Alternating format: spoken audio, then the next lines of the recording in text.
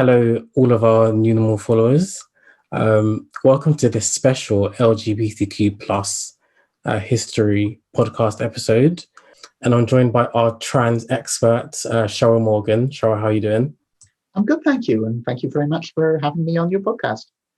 Awesome. So let's get straight into it. So, like I said, it's LGBTQ plus History Month. And why is that important to you? Well, it's important to the entire LGBTQ, all of the letters plus community, because it gives us a sense of our own history. When you learn history at school, you tend not to be taught about people like me, or indeed gay people, or lesbian people, whatever. It's only when we do our own history and we put on our own events, which we do in every February, that we get to learn about the people like us from the past. And that's incredibly powerful for people who have a sense of isolation because they're deemed to be somehow on the outside of the normal society. It's particularly poignant this year because we've got the new Russell T Davies TV show, It's a Sin, which is all about what happened to the gay and lesbian community back in the 1980s with the AIDS epidemic. I was having a meeting yesterday with some people, and they're saying, "Well, how are LGBT plus people coping with COVID? Are they struggling in the pandemic?" And no, we've lived through a pandemic for 40 years with AIDS. We know what a pandemic is all about, and we're kind of used to seeing people die. But that's where it is. But history needs to be remembered. It needs to be recorded. Otherwise, you end up feeling that you're alone in the world, and that's not good. And when did you start to take, a special interest in history? Well, I've always been interested in history. Back when I was at school, I was a history nerd. Used to love doing history lessons and stuff. But more recently, when I moved back to live in the west of England, I was approached by a friend of mine who said, "Hey, there's a local history group in Bristol that you might be interested in. They do the LGBT plus history stuff. Why don't you go along and see them? Because they don't have any trans people." So I did, and I kind of got involved, and it all spread from there, really. So it's about 5 or 6 years now I've been doing this. Okay, and in terms of, people might know figures such as Caitlyn Jenner, Laverne Cox. So is I don't know how I'd word it, the concept of being trans a new thing or a very modern thing? Not really, no. If you just think about British media, back in 1998, that's 23 years ago now, we had the introduction of a trans character, Hayley Cropper, in Coronation Street. And we've had a number of trans characters in soap operas since then. We have trans people in films and whatever. You go back before that, back when I was a teenager, there were people like Christian Jorgensen in America and April Ashley in the UK who were briefly famous as trans people. No internet in those days, of course. So, it was much, much harder to stay famous for a long time. And then you look at a film like The Danish Girl, that's about things that happened in Germany back in the 1920s. So it's certainly been around for a long time.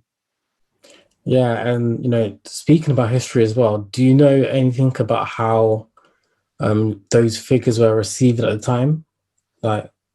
As in, the perception at the time? I think there's always a lot of sensationalism around it, particularly in earlier times when trans people weren't as well known. Nowadays, you see trans people in the media quite a lot. The Sunday Times, bless them, talks about us every week. Perhaps not in the terribly nice terms, but they do talk about us every week. So most people now know that trans people exist. But back, in 1970, when the April Ashley divorce case hit the newspapers, that may well have been the first trans person that most readers had ever heard of. So an enormous amount of interest, an enormous amount of sensationalizing by the media. Going back further than that, it's harder to tell, but quite often the only way that we find historical records of trans people is when they've been arrested for causing a disturbance or something like that. Okay, and like those figures that you spoke about, were they like, the first trans people we knew of, because we didn't have like the medical procedures we have now? Well, medical history is fascinating. In that we tend to think that we've invented a whole lot of medical stuff now, and certainly things like, hormones were unknown until relatively recently. Chromosomes, we didn't know about them. Plastic surgery is something that was really invented after the Second World War. But there were medical procedures that have been taking place for quite a long time. Back in the days of the Roman Empire, people were very keen to investigate medical procedures. Now, that was partly because in that world, making people eunuchs was a common thing to do, that a lot of people wanted their slaves to be eunuchs. Or when the Roman army came back with a whole bunch of prisoners of war from having conquered some funny little foreign island like Britannia, they would make all these enemy warriors eunuchs, because people would think that made them a bit safer to have as slaves. So making a eunuch was a very common thing in Rome, and there were doctors who knew exactly how to do it. They had specialist medical instruments that they would do to help make sure that the patient would survive. And then they started investigating other things. So they realized that there were women who died because their breasts developed lumps, which were very hard. And they worked out that if you found one of these lumps and removed it early, then the woman would not get very sick and die. So they could cure something. Didn't know what it was, but they were curing it. And by the time of the Byzantine Empire, it was a relatively routine thing to do, to remove a woman's breast if she had a cancerous lump in it. In fact, it's believed that the Empress Theodora had this treatment. So, that's removal of testes, potentially removal of the penis, so that's much more complicated, removal of breasts.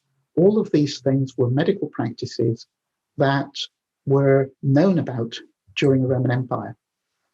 And the other thing that the Romans knew is that if you removed a boy's testicles before he went through puberty, then he wouldn't go through puberty.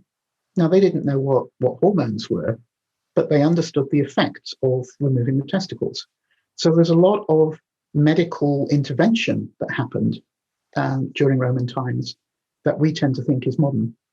And as a consequence of that, there was a whole religious sect in Rome of people who had been castrated and who lived the rest of their lives as women, in much the same manner as the Hijra do in modern day India. Okay, that's quite interesting actually. And in terms of the word trans, do you find that to be a little bit like archaic, or what are your thoughts on that? A lot of people will say, you can't call people in the past trans because that's anachronistic. And to a certain extent, we don't know how people identify. You can't go and interview an ancient Roman and say, do you identify as a man or a woman or something else? On the other hand, we do know that quite often people who were eunuchs were regarded as a third gender.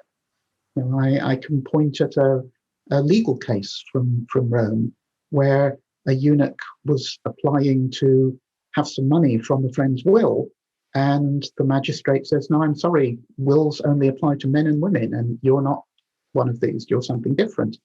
So clearly there was a legal third gender in Roman times.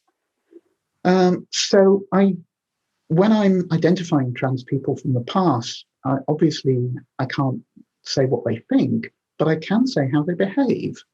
And if there are people who change the way they live, and then fit into the social roles of a different gender, then they're clearly performing a trans-like action. And you can see this also in like sort of early modern times, 16th, 17th, 18th century. You'll get quite a lot of cases of women who will adopt male clothing, who will live as men, work as men, marry women, and at some point or other be discovered. Now, we don't know how they felt about themselves, but very clearly they are living trans-like lives. And it's not necessary to have any medical intervention to be a trans person. Even today, there are many trans people who don't particularly want any medical intervention. They're quite happy changing the way they dress, changing the way they present themselves and behave in society. So I think it's perfectly reasonable to say that there were trans people in the past because they are behaving in the same way that we see trans people behaving now. Okay, so it's really not a modern phenomenon. And so do you have any idea of like the earliest like known trans person? The earliest one I know of is a person named Sila Mabzuta, and they lived about 4,500 years ago in Sumer, which is it was an ancient empire in Mesopotamia in the Middle East.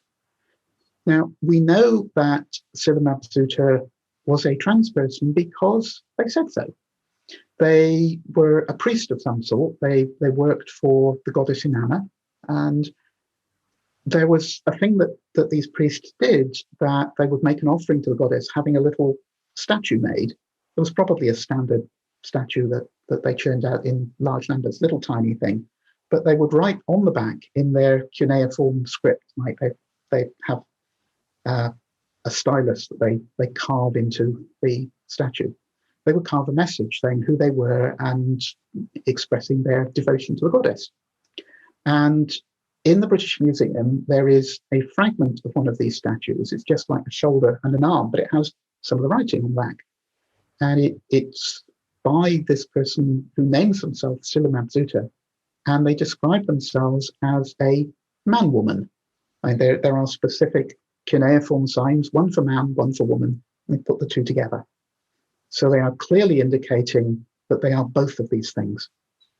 And that's quite interesting because there's another piece of writing that we've got from Sumerian times in praise of the goddess Inanna, which describes her as having the power to turn women into men and men into women. So she appears to have been, amongst other things, the goddess of trans people. Okay, and like, who would you say is probably like the most famous trans person from history that like a lot of our audience might not know about? I think probably the most famous one is La Chevalier d'Eon.